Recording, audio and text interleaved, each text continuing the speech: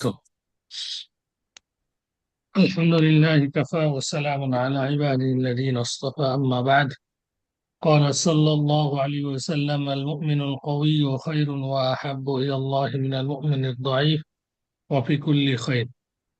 আলহামদুলিল্লাহ, আল্লাহর প্রশংসা করছি যে আল্লাহ সুবহানাহু ওয়া তাআলা আমাদেরকে আবারও বাদ মাগরিব, আহ, বাংলাদেশ সময় বাদ মাগরিব ইনশাআল্লাহ পথে কোরআন আলোয় গ্রুপ কর্তৃক ইসলামী হালাকায় অংশগ্রহণ করার, কথা বলার, কথা শ্রবণ করার সুযোগ দিয়ে প্রদান করেছেন, তৌফিক প্রদান করেছেন।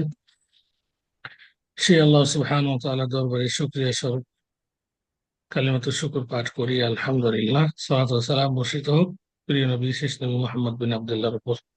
আল্লাহুম্মা সাল্লি ওয়া সাল্লিম আলা আবদিকা মুহাম্মদ ইবনে আব্দুল্লাহ ওয়া আলা আলিহি ওয়া সাহবিহি ওয়া মাওয়ালা। জি সম্মানিতা বোনেরা, আহ, আপনারা প্রশ্ন করছিলেন একটি বিষয়, সেটা কিছুটা শুনেছি। আহ তো পুরো যদি আপনারা প্রশ্নটি করতেন, আপনাদের প্রশ্নগুলো নেওয়ার পরে কিছু ইনশাল্লাহ নির্ধারিত বিষয়ে আলোচনা করব এবং আমাদের বিভিন্ন প্রজেক্ট নিয়ে আমরা কথা বলবো ইনশাআল্লাহ। যে যিনি প্রশ্ন করছিলেন, যদি আপা প্রশ্নটি আহ, পুনরায় করেন তাহলে বিষয়টি ক্লিয়ার হবে।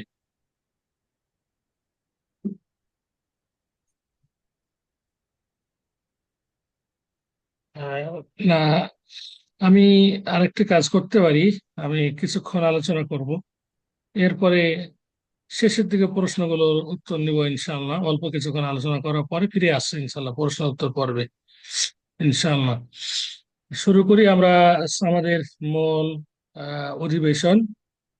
আজকে যে বিষয়টি নিয়ে কথা বলতে চেয়েছিলাম সেটি হলো ইসলামের স্বাস্থ্যনীতি ও অসুস্থের প্রতি দায়িত্ব। অত্যন্ত গুরুত্বপূর্ণ একটি বিষয়। আল্লাহ সুবহানাহু ওয়া তাআলা বান্দাকে সৃষ্টি করেছেন, মানব জাতি এবং জিন জাতিকে, শুধুমাত্র তার ইবাদত করার জন্য। আর ইবাদত করতে প্রয়োজন হলো সুস্থ থাকা। এই জন্যই আল্লাহ রাসূল সাল্লাল্লাহু আলাইহি সাল্লাম বলেছেন, আল মুমিনুল কাওয়িয়্যু খায়রুন ওয়া আহাব্বু ইলাল্লাহি মিনাল মুমিনিদ দাঈফি ওয়া ফি কুল্লি খায়র। দুর্বল মুমিনের চেয়ে শক্তিশালী মুমিন অধিকতর কল্যাণময় এবং আল্লাহর নিকট অধিক প্রিয়। তবে ওয়া ফি কুল্লি খায়র, উভয় মুমিনের মধ্যেই কল্যাণ রয়েছে। আল্লাহ রাসূল সাল্লাল্লাহু আলাইহি সাল্লাম এই জন্যই যারা শক্তিশালী মুমিন এবং সুস্থ দেহের অধিকারী, সুস্থ মন মানুষের অধিকারী, তাদের ব্যাপারে আল্লাহ রাসূল সাল্লাল্লাহু আলাইহি সাল্লাম এই মেসেজটি আমাদেরকে দিয়েছেন। শক্তিশালী মুমিন আল্লাহর নিকট অধিক প্রিয়। যারা শক্তিশালী সুস্থ দেহের অধিকারী, তারা ঠিক মতো আল্লাহ সুবহানাহু ওয়া তাআলার ইবাদত পালন করতে পারে। অসুস্থ ব্যক্তির ক্ষেত্রে আহ ইবাদত পালন করা অনেক সময় সম্ভব হয়ে ওঠে, অনেক সময় সম্ভব হয়ে ওঠে না। এমন কিছু ইবাদত রয়েছে যে ইবাদত গুলো অসুস্থ ব্যক্তি করতে সক্ষম হন না। তন্মধ্যে হজ, হজ অসুস্থ ব্যক্তি কোনোভাবে পালন করতে সক্ষম হন না। এই জন্য হজের রুকন হলো যে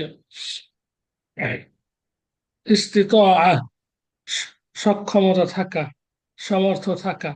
হতে পারে শারীরিক, হতে পারে আর্থিক, এই দুটি দিকেই সামর্থ্য থাকা। তো বিশেষ করে আমাদের আজকে যে আলোচনা, শারীরিক শারীরিক যদি সামর্থ্য কোনো ব্যক্তির না থাকে তাহলে তার উপর হজ ফরজ নয়। ফরজ যদি আর্থিক থাকে তার উপর তার ফরজ, কিন্তু সশরীরে ফরজ নয়, যে ফরজ নয়, অপরকে পাঠাবে তার পক্ষ থেকে হজ করতে। অনুরূপভাবে শক্তিশালী যদি মমিন না হয়, শক্তিশালী যদি দেহের অধিকারী না হয় অসুস্থ ব্যক্তি, তাহলে সালাত আদায় করতে সক্ষম ঠিক মতো হন না। দাঁড়িয়ে পড়া হুকুম আহ, সে দাঁড়িয়ে সম্পাদন করতে সক্ষম হন না, বসে পড়েন বা শুয়ে পড়েন। এজন্য শক্তিশালী মমিন হওয়া একান্ত জরুরি। শক্তিশালী সুস্থ দেহের অধিকারী হওয়া একান্তই প্রয়োজন। জিহ্বার সামান্য ক্ষত হওয়ায় কথা বলার সমস্যা হচ্ছে, তাহলে আমরা স্পষ্ট বলতে পারি যেহেতু কথা বলার সমস্যা হচ্ছে, জিকির আজকার করাও সমস্যা হবে, এটাই স্বাভাবিক।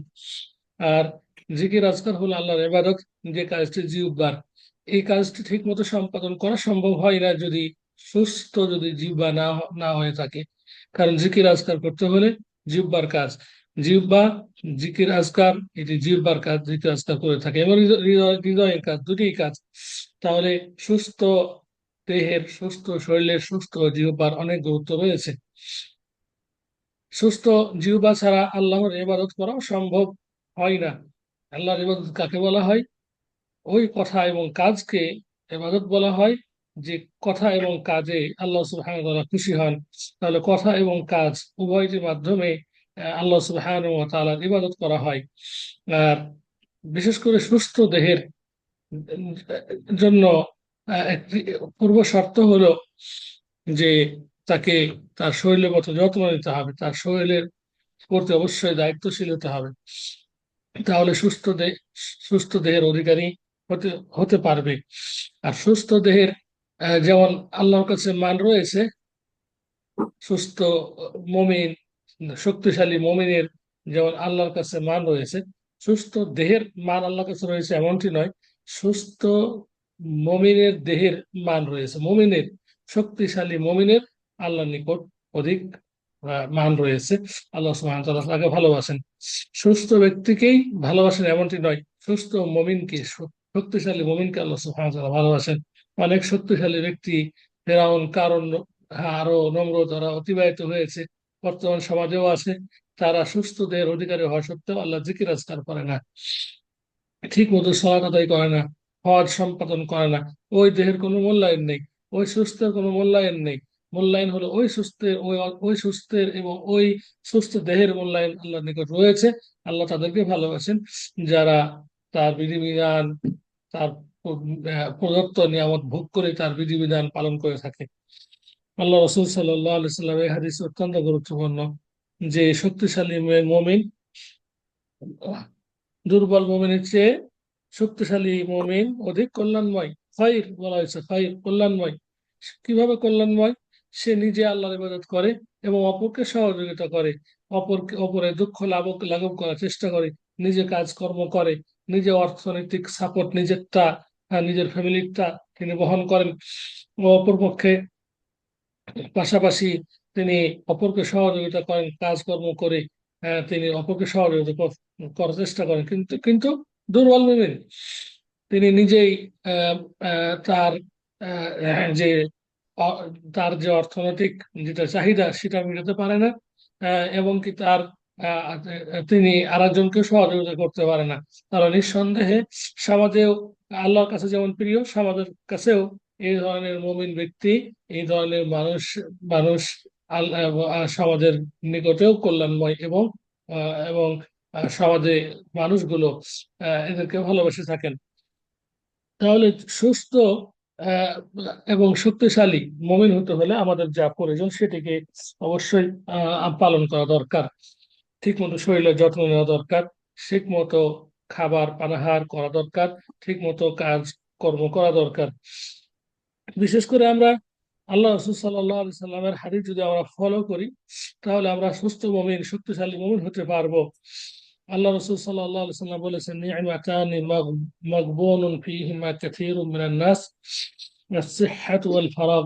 দুটি নিয়ামতের বিষয়ে অধিকাংশ মানুষ অসতর্ক ও অপ্রতারিত, উদাসীন থাকে। দুটি নিয়ামত সম্পর্কে অধিকাংশ মানুষ প্রতারিত থাকে এবং মানে অলসতায় কাটিয়ে দেয় দুটি নিয়ামতকে, নিয়ামতই মনে করতে চাই না। সেটি হলো কি? আস-সিহহাতু ওয়াল ফারাগ, স্বাস্থ্য এবং অবসরতা। এই দুটি নিয়ামত আল্লাহ প্রদত্ত নিয়ামত, এই দুটি নিয়ামত সম্পর্কে অধিকাংশ মানুষ ধোঁকায় বা প্রতারিত হয়ে থাকে, বা অলসতা করে এই দুটি নিয়ামতকে পালন করতে চায় না। আর-সিহহাত ওয়াল ফারাগ, এই যে সুস্থ থাকা অবস্থায় আমরা ঠিক মতো আল্লাহ জিকির আজকার করি না, এমনকি কাজ কাজকর্ম আমরা অনেকে সুস্থ অবস্থায় করি না। কিন্তু যখন অসুস্থ করে যায় তখন আমরা আফসোস করি, হায় আমি যদি সুস্থ থাকতাম, আমি অমুকের মতো এত টাকা মানে অর্জন করতাম, এইভাবে সম্পদ ব্যয় করতাম, অমুকে তাহাজ্জুদ করে আমিও করতাম, অমুকে এই কাজ ভালো করে আমিও করতাম, কিন্তু হাই কেন করি নাই? তাহলে সুস্থ জায়গায় গুরুত্ব দেয় নাই, সুস্থ জায়গায় গুরুত্ব দেয় নাই, এই ব্যাপারে সে অলসতায় ছিল, তো এই প্রতারিত ছিল। এই জন্যই আল্লাহ রাসূল সাল্লাল্লাহু আলাইহি ওয়াসাল্লাম এই যে এই দুটি মানে এই দুটি মেসেজ আমাদেরকে অবশ্যই লক্ষ্য করতে হবে। ফারাগ, অবসরতা। অনেক সময় সুস্থ দেহের অধিকারী আমরা, জিকির আজকার করতে সক্ষম, কিন্তু বলছি যে না, এখন করব না, পরে করব, পরে আবার আসে, আবার একটু পরে করবো, আর সময় তো আছে। তো এই ধরনের হেলে দুলে মানে আমরা অবসর সময়টা কাটিয়ে দিই। আহ, এরপর যখন আমাদের সময় শেষ হয়ে যায়, তখন আমরা আর এই সময়টা ফিরে পাই না প্রিয় বন্ধুতে। সুস্থ, শক্তিশালী এই গুণের অধিকারী এটা হওয়াটা আমাদের জন্য একটা আবশ্যক। আমাদের চেষ্টা করতে হবে, শারীরিক প্রতি যত্ন নিতে হবে। কারণ অনেকে আছে আমরা মানে কাজ করি করি করি, শারীরিক আমরা যত্ন নিই না। অনুভাবে আমরা মানে পানাহার করি, পানাহার করতে করতে এমন পানাহার করি গলা পর্যন্ত খেয়ে নিই। এই খাওয়ার কারণে অনেকে অসুখ হয়। বর্তমান সমাজের অধিকাংশ অসুখ ডাক্তারগণের ভাষায় তারা বলে খাওয়ার কারণে হয়, অতিরিক্ত খাওয়ার কারণে, মদ্যপানের কারণে হয়, হালাল হালাল হালাল হালাল খাবার বেশি গ্রহণ করার কারণেও হয়। তো এই জন্য আমাদেরকে আল্লাহ সুবহানাহু ওয়া তাআলার মেসেজটি পালন করতে হবে। আল্লাহ সুবহানাহু ওয়া তাআলা বলেন সূরা আল আরাফি, ওয়া কুলু ওয়াশরাবু ওয়া লা তুসরিফু ইন্নাহু লা ইউহিব্বুল মুসরিফিন। খাও এবং পান করো, পানাহার করো, কিন্তু অপচয় করিও না। নিঃসন্দেহে আল্লাহ সুবহানাহু ওয়া তাআলা অপচয়কারীকে ভালোবাসেন না। খাবার খাওয়ার বা পানাহার করার নির্দেশ দিয়েছেন, কিন্তু অতিরিক্ত করা যাবে না। আমরা অতিরিক্ত খেয়ে ফেলি, এমনকি খাওয়ার পাশাপাশি আমরা নষ্ট করে ফেলি। ইন্নাল মুবাদদিরিনা কানু ইখওয়ানা শায়াতিন, যারা তাবদীর করে, অপচয় করে, অপব্যয় করে, তারা শয়তানের ভাই, আল্লাহ সুবহানাহু ওয়া তাআলা বলেছেন। তো অতএব খাবার ক্ষেত্রে আমাদেরকে নিয়ম মাফিক খেতে হবে, অতিরিক্ত খাওয়া যাবে না। কি পরিমাণ খেলে শরীর সুস্থ থাকবে, শক্তিশালী মুমিন হতে পারবো, এই ব্যাপারে একটা হাদিস আপনার সামনে তুলে ধরবো। আল্লাহ রাসূল সাল্লাল্লাহু আলাইহি সাল্লাম খাবার নিয়ম তান্ত্রিক গ্রহণ করার ব্যাপারে একটি মেসেজ আমাদেরকে প্রদান করেছেন। তিনি বলেন, মা মালা উবনু আদম মা মালা উবনু আদমি ওয়াআউন শাররান মিন বাতনি মিন বাতনিন হাসবুল আদমি لقيمات يقمن صلبه فإن غلبت الآدمي نفسه فثلث للطعام وثلث للشراب وثلث للنفس وثلث للنفس। আল্লাহ রাসূল সাল্লাল্লাহু আলাইহি ওয়াসাল্লাম ইরশাদ করেন, আদম সন্তান তার নিজের পেটের চেয়ে নিকৃষ্ট কোনো পাত্র পূর্ণ করেনি। হাসবুল আদমি লুকাইমাতুন ইকিমনা সুলবাহু, দেহকে সুস্থ সবল কর্মক্ষম রাখতে যতটুকু খাদ্য প্রয়োজন ততটুকু একজন মানুষের জন্য যথেষ্ট। ফাইন গলাবাতিল আদমিউ নাফসুহু, যদি কোনো মানুষের খাদ্য স্পৃহা, খাদ্যের চাহিদা বেশি প্রবল হয়, তবে সে পেটের আম, তাহলে সে পেটের এক তৃতীয় অংশ, তবে সে পেটের এক তৃতীয় অংশ খাদ্যের জন্য পূর্ণ করবে। লিশরাব, এক তৃতীয়াংশ পানীয়ের জন্য, পানি পান করার জন্য। নাফাস, আরো আরো অপর তৃতীয় অংশ শ্বাস প্রশ্বাসের জন্য রাখবে। এই যে একটি মেসেজ আল্লাহ রাসূল সাল্লাল্লাহু আলাইহি ওয়াসাল্লাম আমাদেরকে জানিয়ে দিয়েছেন, যার খাদ্যের চাহিদা বেশি। ফাইন গলাবাতিল আদমিয়্যু নাফসুহু, যদি আদম সন্তান তার মানে মানে আত্মাকে কন্ট্রোল করতে না পারে, খাবার যদি চাহিদা তার বেশি হয়ে থাকে, তাহলে সে যেন খাদ্যের জন্য তার পেটের এক তৃতীয়াংশ রাখে। এক তৃতীয়াংশ খাবে সে, পেট পেট পরিপূর্ণ করে নাই, 3/1 ভাগ খাবার খাবে, আর 3/1 ভাগ পানির জন্য রাখবে, পানি পান করবে, আরো 3/1 ভাগ রাখবে তার শ্বাস প্রশ্বাসের জন্য। তাহলে খাওয়ার যে মানদণ্ড, শক্তিশালী মমিন পুরুষ, শক্তিশালী মমিন নারী নারী হওয়ার যে একটা আল্লাহ রসুল সাল্লাম পক্ষ থেকে একটি মেসেজ, এই মেসেজটা আমরা ফলো করছি না। বিদায় আজকে আমাদের বিভিন্ন ধরনের রোগ হচ্ছে, এমনকি খেয়ে অনেকে মারা যাচ্ছে। আহ, তো আমাদের এই হাদিসটিকে পালন করা একান্ত জরুরি দরকার। খাদ্যে থাকলেই যে আমাকে খেতে হবে এমনটি নয়। আমরা খেতে খেতে এমন খায় যে গলা পর্যন্ত, অনেকে আবার বলে ফেলে যে গলা পর্যন্ত খেলাম। মানে অনেক সময় গর্ব করে বলে আজকে গলা পর্যন্ত খেলাম, আর জায়গা নেই, পানি পান করার জায়গা নেই। এগুলো সম্পূর্ণ হাদিসের খেলাফ। এই জন্য আজকে আমাদের অসুস্থ আমরা হচ্ছি, এবং সারা বিশ্বে অসুস্থ রোগীর পরিমাণটা বেশি হচ্ছে। এই হাদিসটিকে অবশ্যই আমাদেরকে ফলো করতে হবে। পাশাপাশি সুস্থ দেহের অধিকারী হওয়ার জন্য, শক্তিশালী মোমেন হওয়ার জন্য অলসতাকে বর্জন করতে হবে। আহ, কঠোর পরিশ্রমে কাজ করতে হবে, নিজ হাতে কাজ করতে হবে। আবার আমাদের বাড়ি কাজগুলো আমরা কাজের বুয়া দিয়ে করাই, কিংবা মানে আমাদের দোকানের কাজগুলো আমরা মানুষকে দিয়ে করাই, আমাদের জমি চাষ করি মানুষকে দিয়ে। এই কাজগুলো আমাদের নিজ হাতে যদি আমরা করতে পারি, তাহলে আমাদের শারীরিক ব্যায়াম আমাদের এটা হয়ে যাবে, এবং আমাদের অলসতা দূর হয়ে যাবে। নবীগণ তারা নিজেদের কামাই উপার্জন তারা খেতেন, তারা নিজেরা কাজ করে খেতেন, হাতের কাজ, বিভিন্ন ধরনের ফসল, ব্যবসা বাণিজ্য তারা এগুলো করতেন। তো বিশেষ করে আহ, দুশ্চিন্তা এবং আহ, অলসতা, এ থেকে আল্লাহ রসুল সাল্লাহ আলী সাল্লাম পানা চেয়েছেন আল্লাহর কাছে। তিনি দোয়া করেছেন, আল্লাহুম্মা ইন্নী আউযু বিকা মিনাল হাম ওয়াল হাযান ওয়াল আজজ ওয়াল কাসাল ওয়াল জুবন ওয়াল বুখল ওয়া দালা'আদ দাইন ওয়া গলাবাতির রিজাল।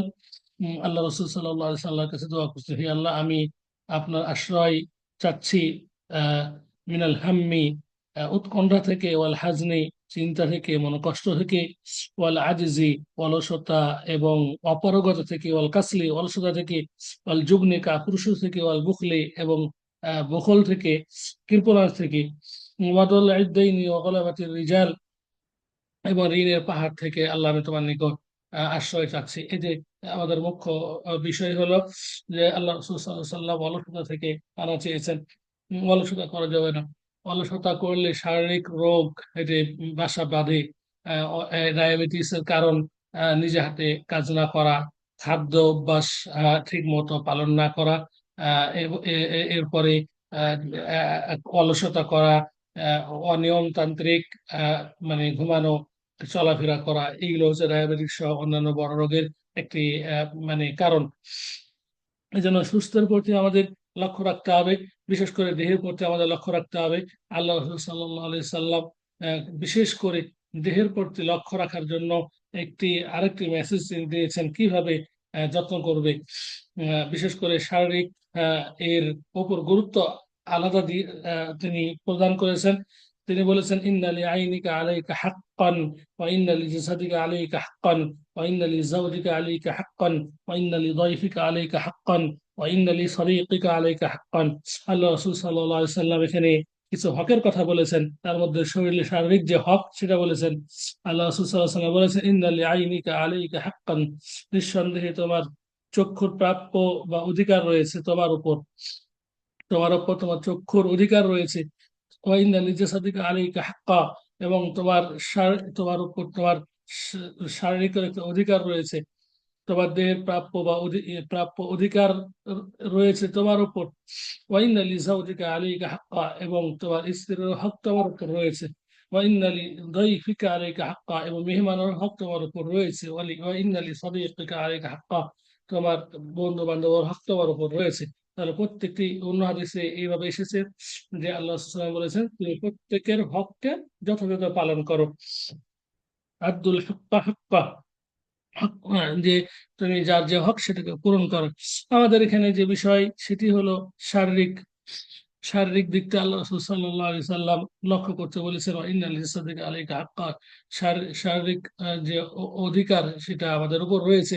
শারীরিককে যত্ন করা, শরীরকে যত্ন করা, এটি আমাদের উপরে মানে দায়িত্ব যে আমার শরীরকে আমি যত্ন করব। কিভাবে আমি শারীরিক যত্ন করব, এটা আমাকে চিন্তা ভাবনা করে বের করতে হবে। দাঁত দাঁতে ব্রাশ করা, যাতে করে ঠিক মতো আহ, মানে আমি দাঁত পরিষ্কার রাখতে পারি, এবং পরিষ্কার করার কারণে যাতে করে আমি জিকির আজকার করতে পারি, জিহ্বা না খাওয়া হয় কোনোভাবে। শারীরিকের হক হচ্ছে গোসল করা, ঠিক মতো গোসল করা। এরপরে হচ্ছে ইবাদত করা, নিয়ম তাদের ইবাদত করা। এরপর চোখের হক হলো ঠিক মতো ঘুমানো। আবার আল্লাহর যে নিয়ামত, সেই নিয়ামত গুলো হালাল গুলো দেখা এবং হারামগুলো থেকে চোখকে বিরত রাখা, এগুলো সব হক। এমনকি এই হাদিসে আমরা পাই যে বন্ধু বান্ধবের হক রয়েছে, তাদের হক হক আদায় করা, তাদেরকে সময় দেওয়া, তাদেরকে আপ্যায়ন করা, তাদের পরিবারের সাথে যোগাযোগ রাখা, অনুরূপভাবে স্ত্রীদের হক আদায় করা, স্ত্রীর সাথে ভালোভাবে কথা বলা, চলা ইত্যাদি। এই হক, এই হাদিসটি অত্যন্ত গুরুত্বপূর্ণ এবং অনেকগুলো মেসেজ রয়েছে। আমাদের যে আলোচ্য বিষয় সেটি হলো যে আহ, শারীরিক যে সুস্থতা, সুঠামদের অধিকারী, শক্তিশালী মুমিন আমাদেরকে হতে হবে। আল্লাহ সুবহানাহু ওয়া তাআলা আল্লাহ সুবহানাহু ওয়া তাআলার হাবিব রাসূল সাল্লাল্লাহু আলাইহি ওয়াসাল্লাম আমাদেরকে এই ধরনের মেসেজ দিয়েছেন। অতএব এই প্রত্যেকটি হককে আমাদেরকে আদায় করতে হবে। তারপর যখন আমরা অসুস্থ হব, অসুস্থ আল্লাহ পক্ষ থেকে এটাও একটা বড় নিয়ামত। মুমিনদেরকে আল্লাহ সুবহানাহু ওয়া তাআলা পরীক্ষা করবেন অসুস্থের মাধ্যমে, সন্তান দিয়ে, সন্তান না দিয়ে, সম্পদ ক্ষতি করার মাধ্যমে আল্লাহ সুবহানাহু ওয়া তাআলা অবশ্যই মুমিনদেরকে পরীক্ষা করবেন। ওয়ালানাবলুওয়ান্নাকুম বিশাইইম মিনাল খাউফি ওয়াল জু'i ওয়া নাকসিন মিনাল আমওয়ালি ওয়াল আনফুসি ওয়াত তামারাতি ওয়া বাশশিরিস সাবিরিন। আল্লাহ সুবহানাহু ওয়া তাআলা অবশ্যই আমি তোমাদেরকে পরীক্ষা করব। ওয়ালানাবলুওয়ান্নাকুম বিশাইইম মিনাল খাউফি, কিছু ভয়ের মাধ্যমে তোমাদের পরীক্ষা করব, ভয় ভীতি দিয়ে পরীক্ষা করব, এবং মানে ওয়াল জু'i, এবং অর্ধহারে রেখে, খাবার না দিয়ে ক্ষুধার্ত রেখে তোমাদেরকে পরীক্ষা করব। ওয়ানাকসি মিনাল আমওয়ালি ওয়াল আনফুসি, ধন সম্পদ, সন্তান সন্ততি কমিয়ে দেওয়ার মাধ্যমে তোমাদেরকে পরীক্ষা করব। যখন আমাদের মানে এই ধরনের পরীক্ষার সম্মুখীন আমরা হব, তখন আমাদেরকে অবশ্যই আল্লাহর কযা এবং তাকদীর এগুলোর উপর বিশ্বাস স্থাপন করতে হবে। এই সম্পূর্ণ এটি হচ্ছে আল্লাহর পক্ষ থেকেই। তো বা বা এটি নিয়ামত, এই নিয়ামত থেকে আমাদেরকে গ্রহণ করতে হবে এবং ওই সময় জিকির আজকার করতে হবে। বিশেষ করে শারীরিক যত্ন নিলে এই ধরনের মানে রোগ বালা কম হবে। আর যখন হয়ে যাবে, তখন অবশ্যই কদা এবং কদর এর উপর বিশ্বাস স্থাপন করে আহ, আল্লাহ সুবহানাহু ওয়া তাআলা শুকরিয়া আদায় করতে করতে হবে। অতএব বিষয়টি অত্যন্ত গুরুত্বপূর্ণ। আমরা নিজেরা যেমন যত্ন নিব, নিজের শারীরিক যেমন শক্তিশালী হব, আমাদের অধীনস্থ যারা রয়েছে, আমাদের সন্তান সন্ততি, আমাদের কাজের তাদেরকে আমরা শক্তিশালী দেহের অধিকারী, শক্তিশালী মুমিন করার আমরা চেষ্টা করবো। আল্লাহ সুবহানাহু ওয়া তাআলা আমাদেরকে সে ধরনের শক্তিশালী মুমিন হওয়ার তৌফিক দান করুন। আল্লাহ আমিন। আকুলু কওলি হাযা ওয়া আস্তাগফিরুল্লাহ লি ওয়া লাকুম ওয়া লিসাইরিল মুসলিমিন। হাযা মা ইনদি ওয়া সাল্লাল্লাহু আলা নবিয়িনা মুহাম্মদ ওয়া আলা আলিহি ওয়া সাহবিহি আজমাইন। আজকের আলোচনা এতটুকুই। আমরা এখন আহ দ্বিতীয় পর্বে আমরা যেতে চাচ্ছি, সেটা হলো প্রশ্নোত্তর পর্ব ইনশাআল্লাহ। এরপরে আমরা তৃতীয় পর্ব যাব, যেটা গুরুত্বপূর্ণ। সেটি হলো আমাদের একটি প্রকল্প, বিদ্যা নিরাপদ আহ, আহ, বৃদ্ধাশ্রম, কিশোরগঞ্জ নীলফামারী জেলায়। সেখানে পুনর্নির্মাণ উদ্যোগ এবং সহযোগিতা আপনারাই। এই নিয়ে আমরা কথা বলবো। চলুন আমরা প্রশ্নোত্তর পর্বে আমরা চলে যাই। যারা আহ, আগে হ্যান্ড রাইজ করেছেন, একে একে আপনারা সংক্ষেপে প্রশ্নগুলো করবেন। আমি ভাই ইনশাআল্লাহ। 1 মিনিট, আমি একটু ওপেন করে দিতে হবে একটু একটু। আর ততক্ষণ আপনি কথা বলেন, 1 মিনিট আমি একটু উঠতেছি। জি, আল্লাহ সুবহানাহু ওয়া তাআলা আমাদের এই আলোচনাকে কবুল করুন এবং আমাকে সহ আপনাদের সকলকে পালন করা তৌফিক দান করুন। সিহাত, নেক্সট সিহাত দান করুন, আফিয়া, দুনিয়া এবং আখিরাতে আমাদেরকে আফিয়া দান করুন। আল্লাহ রাসূল সাল্লাল্লাহু আলাইহি ওয়াসাল্লাম এবার দোয়াও করেছেন, আল্লাহুম্মা ইন্না নাসআলুকা আল আফওয়া ওয়াল আফিয়াতা ফিদ দুনিয়া ওয়াল আখিরাহ ওয়া নাউযু বিকা মিনান নার। এই ধরনের অনেকগুলো দোয়া রয়েছে, বিশেষ করে আল্লাহুম্মা ইন্নী আসআলুকা আল আফওয়া ওয়াল আফিয়াতা ফিদ দুনিয়া ওয়াল আখিরাহ। এই যে এটি দুনিয়া এবং আখিরাতে সুস্থ থাকা, এর জন্য দোয়া করা, এটা আমাদের করতে হবে। শুধু আমরা মাধ্যম গ্রহণ করলাম, খাবার কন্ট্রোল করলাম, পরিশ্রম করলাম, এমনটি নয়। আল্লাহর নিকট দোয়া করতে হবে। তাহলে আল্লাহ সুবহানাহু ওয়া তাআলা আমাদের সুস্থ রাখবেন, শক্তিশালী মুমিন হিসেবে তিনি কবুল করবেন। অতএব আমাদের উচিত সকাল বিকালে যে দোয়াগুলো সেগুলো পাঠ করা। সেগুলোর মধ্যে এগুলো রয়েছে শারীরিক মানে এই, রক্ষা করা, রক্ষার জন্য দোয়া, এটা রাসূল সাল্লাল্লাহু আলাইহি ওয়াসাল্লাম সকাল বিকাল পাঠ করতেন, আমাদেরকে সেগুলো করতে হবে। অন্যভাবে আহ, মানে আল্লাহুম্মা ইন্না নাসআলুকা ইলমান নাফিআ রিজকান তাইয়্যিবা ওয়া আমালান মুতাকাব্বালা, এই ধরনের যে দোয়াগুলো আছে, উপকার জ্ঞান, এবং আরো অন্যান্য যে বিষয়গুলো চাওয়ার কথা বলা হয়েছে, এবং যেগুলো মানে ব্যাড হচ্ছে ওপেন চরিত্র, করে দিয়েছি সেগুলো থেকে ভাই। পালা চাইতে হবে। আহ, পানা চাইতে হবে, আল্লাহুম্মা ইন্না নাউযু বিকা মিন যাওয়ালি নি'মাতিক ওয়া তাহাউযুলি আফিয়াতিক ওয়া ফুজাআতি নিকমাতিক ওয়া জামি'i সাখাতিক। নিয়ামত চলে যাওয়া, যে পানা চাওয়া, সেগুলো আমাদেরকে সকাল বিকাল পাঠ করতে হবে। আল্লাহ সুবহানাহু ওয়া তাআলা আমাদের তৌফিক দান করুন। আমরা এখন দ্বিতীয় পর্ব যাব, সেটা হলো